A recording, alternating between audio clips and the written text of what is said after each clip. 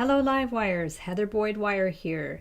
Today we are making some cute little pumpkin earrings that are inspired by this little wire pumpkin that I made on the live stream last week. As you guys know, I do a weekly live stream. It's called Wire Lady TV, and now it's currently over on its own channel. I'm going to link that up in the description below the video.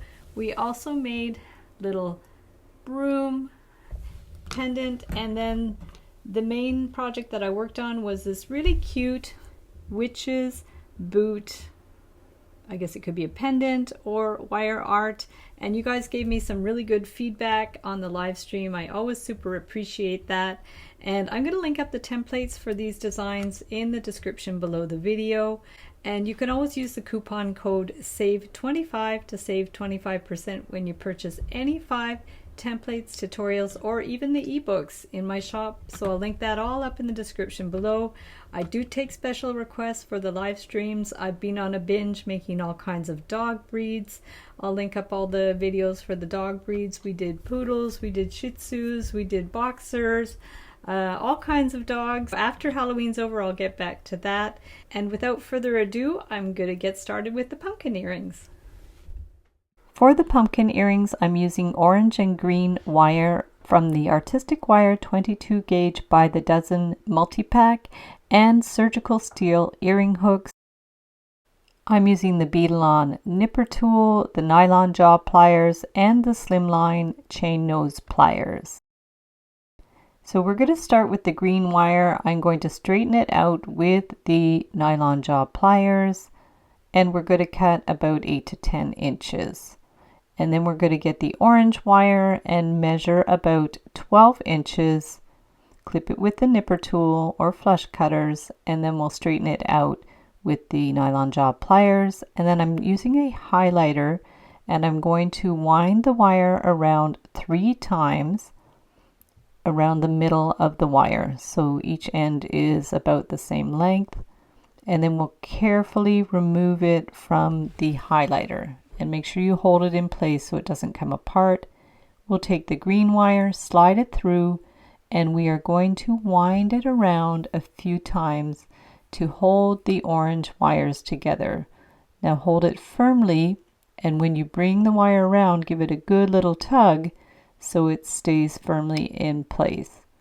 You could bring it around about 2 or 3 times, as much as you like, and make sure it's nice and secure in place. Pull it really tightly. Give it a little tug as you go. You could pinch it down with the nylon jaw pliers, and then we're going to take the chain nose pliers and give it a little half turn so it's vertical, and then we're going to curve it out to form the stem. So using the chain nose pliers, we're going to form the stem, bring it around, curve it. So we have that all ready to go. And then we're going to want to twist that around to secure it in place. So just bring it through the pumpkin and around. You could bring it through a couple of times. Make sure it's nice and secure. So we have the stem all ready. And then we want to form a leaf. So we'll bring the green wire up at an angle. Make sure it's twisted around if you need to, just to secure it a little more. And now we're going to start forming the leaf with our chain nose pliers. So we're just going to bend the wire back and forth in a leaf formation. You could do about 5 points on it, so it looks like a pumpkin leaf. It's very stylized. It doesn't have to be perfect at all. You could make the shape how you wish. And I'm just bending it back and forth until I'm happy with the shape of the leaf, using the tip of the chain nose pliers. I like these slimline pliers. They're a good size and they're comfortable to use. So now we have the basic shape of the leaf, and then I always like to fill it in a little bit, so I go around another round inside the first outline just to fill in the wire a little bit so it looks a little bit more solid. And you don't have to do all the points, you can just do 3 points if you like, just to give it a little bit more detail inside the leaf. So back and forth with the chain nose pliers until we've kind of filled in the inside a bit, and then we could go a third time, but just like a single bend. So now we've got the leaf done, and we're going to just secure the green wire around the stem again. So now we have 2 ends. I cut my wire a little bit long, always better too long than too short. And then I just decided to twist these 2 together a little bit to make sure it's more secure. You can wing it with this part. And then we're going to take a piece of 16 gauge scrap wire and make a coil. So just wind it around the 16 gauge wire, maybe about 6 times, however many times you want, and then we'll pull out the wire.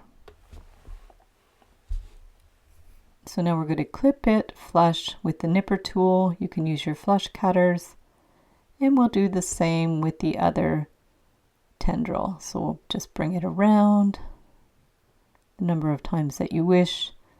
Give it a good tug as you go so it's tight, or you could do it more loose so it's more organic looking. Use your creative license with these designs. So now we're going to clip it flush. And then we can pinch the ends so they're not pokey. Just push in that little pokey end, and you can curve out the tendrils. So do little adjustments with your thumb and fingers. Make sure it's flat.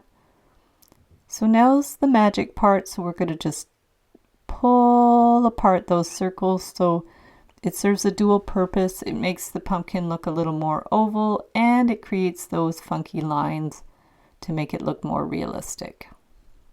So from there, we're going to bend the extra wire down to make an inner line. And then we're going to have to secure that in place. So just bring it around and through. Give it a good little tug. Pull it tighter with your pliers. And then we'll use the nipper tool to clip that end flush. Push in the pokey end. And we'll do the same on the other side. Bring it on a curve and through. Grab your pliers, give it a good little tug, and clip that end flush. And then we're just pushing that little pokey end. Do any little adjustments that you need. Just push the wires in. You can space them out how you wish. Make sure everything's even. And then I just buy these surgical steel earring hooks. The 304 is a higher grade than the 316, but both are good.